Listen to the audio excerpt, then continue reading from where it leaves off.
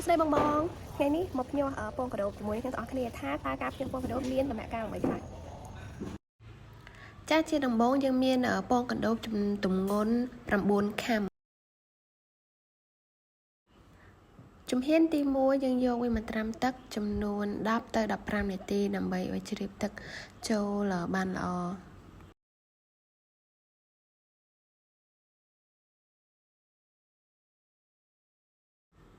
ជំហានទី2យើងយកកេះដែល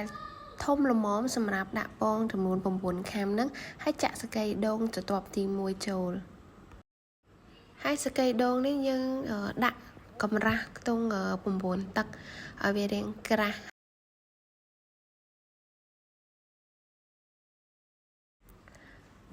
ជំហានទី3យើងទៅជូសសកៃដូងយើងនឹងឲ្យរៀងសបន្តិចទៅដោយសារសកៃដូងខ្ញុំនេះវាត្រូវទឹកអញ្ចឹងទៅខ្ញុំត្រូវការទៅជូសវាឲ្យរៀង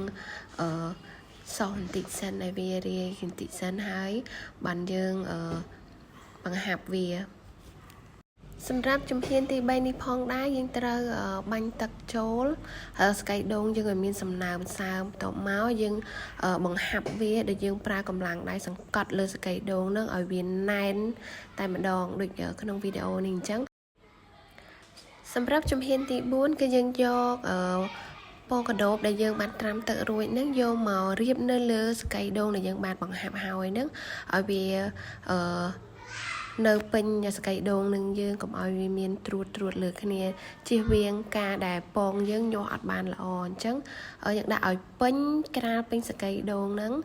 តែមិនឲ្យវាត្រួតនៅលើគ្នាអញ្ចឹងយើងព្យាយាមរៀបវាឲ្យវាស្មើគ្នាឲ្យពេញល្អ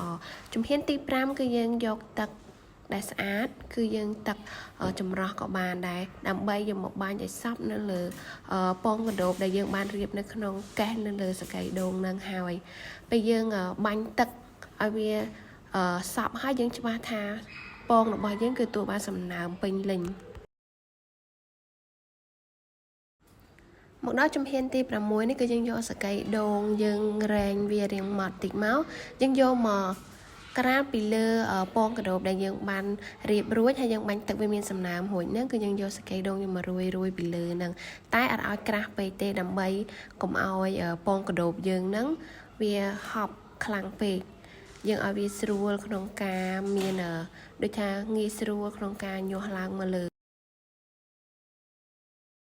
ជំហានទី7គឺយើងយកទឹកស្អាតហ្នឹងមកបាញ់ពីលើសកៃដូងដែលយើងបានក្រាលពីលើពងកដោបនឹងហើយយើងអាចកឹះមើលវាថាវាមានសំណើមដល់ខាង